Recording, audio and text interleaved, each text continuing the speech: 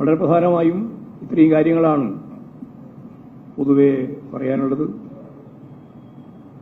സ്ത്രീകൾക്ക് നേരെ നടക്കുന്ന ചില കടന്നാക്രമങ്ങളെ സംബന്ധിച്ച് ഇതിനു മുമ്പ് തന്നെ സൂചിപ്പിച്ചിട്ടുള്ളതാണ്. സമൂഹമാകെ നല്ല ജാഗ്രത, സ്ത്രീകൾക്കെതിരായിട്ട് വരുന്ന പലതരത്തിലുള്ള അതിക്രമങ്ങളെ സമകാലിക സംഭവങ്ങളുമായിട്ട് ബന്ധപ്പെട്ട് പരിശോധിക്കുമ്പോൾ പ്രതിരോധിക്കാൻ കേരളീയ സമൂഹത്തിന് തന്നെ സാധിക്കേണ്ടതുണ്ട് എന്ന കാര്യം കൂടി ചൂണ്ടിക്കാണിക്കുക.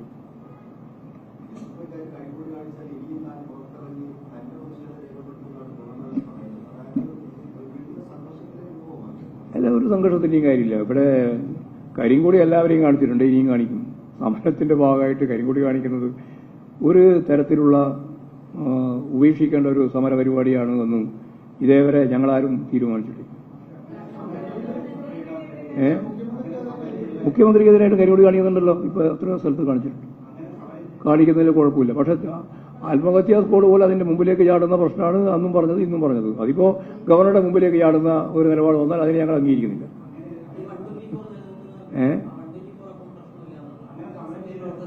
അതൊക്കെ നിയമപരമായിട്ട് തന്നെ കൈകാര്യം ചെയ്യാം.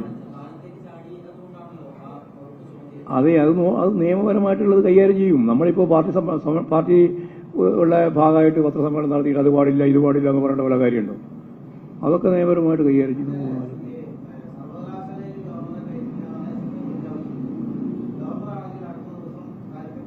നോക്കാം, അവിടെ നോക്കാം. സംഘർഷമൊന്നും ഉണ്ടാവില്ല, ഒരു സംഘർഷവും ഉണ്ടാവില്ല. അവിടെ താമസിച്ചോട്ടെ, അതുകൊണ്ടത്തെ കുഴപ്പമൊന്നും. അദ്ദേഹത്തിന്റെ സംരക്ഷണം ഉറപ്പാക്കുമല്ലോ ഗവൺമെന്റ്. അതിനെന്ത് സംശയം? അദ്ദേഹത്തിന്റെ സംരക്ഷണം ഉറപ്പാക്കുക എന്നുള്ളത് ഏത് ഗവൺമെന്റിന്റെയും ഉത്തരവാദിത്തമാണ്. ആ ഉത്തരവാദിത്തം ഗവൺമെന്റ് നടപ്പിലാക്കും.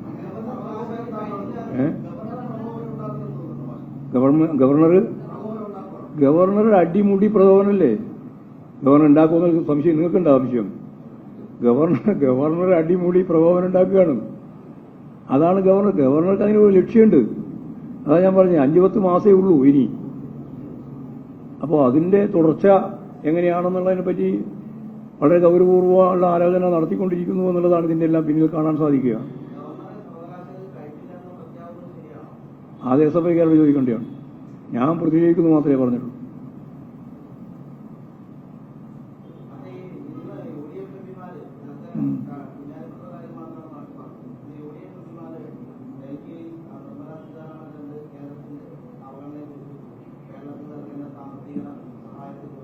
യെസ്, നവകേരള സദസ്സ് അതിന്റെ ഏറ്റവും ഉയർന്ന തലത്തിലെത്തി.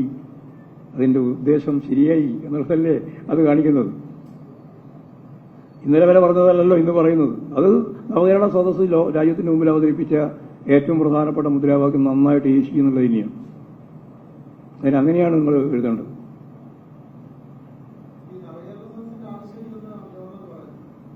ഗവർണർക്ക് അത് മനസ്സിലാവില്ലല്ലോ. കാരണം ഗവർണർക്ക് മനസ്സിലായിട്ടുണ്ട് അതിന്റെ ആഘാതം എന്താണെന്ന്.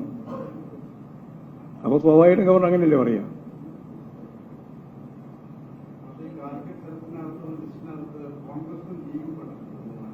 അതെ, അത് അവരിപ്പം കോൺഗ്രസ്സുകാരും പറഞ്ഞിട്ടില്ല, ലീഗുകാരും പറഞ്ഞിട്ടില്ല. അവർ പറയട്ടെ, ആര് കൊടുത്ത ലിസ്റ്റ് അനുസരിച്ചുകൊണ്ടാണ്. കോൺഗ്രസ്സുകാർ ലിസ്റ്റ് കൊടുത്തിട്ടുണ്ടോ, BJP-ക്കാർ ലിസ്റ്റ് കൊടുത്തിട്ടുണ്ടോ നമുക്ക് മനസ്സിലാക്കാം.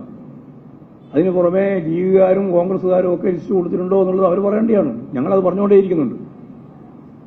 അല്ലെങ്കിൽ അത് സ്വാഭാവികമായിട്ടും ഈ ഗവർണറെടുത്ത ഈ നിലപാടിനോട് പ്രതിഷേധിച്ച് അവർ രാജിവെക്കേണ്ടിയാണ്. അത് രാജിവെച്ചിട്ടില്ല ഇതുവരെ.